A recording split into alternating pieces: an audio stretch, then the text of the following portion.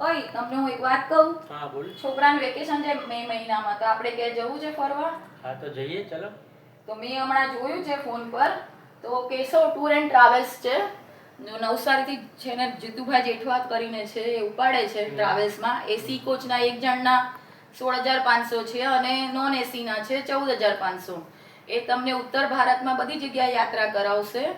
એમાં તમારે રહેવાનું પછી જમવાનું બધું આવી જાય છે એની અંદર.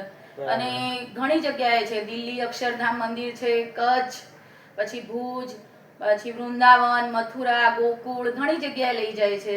તો વિચાર હોય તો આપણે ત્યાં બુકિંગ કરાવીએ. સારું તો આપણે જઈએ.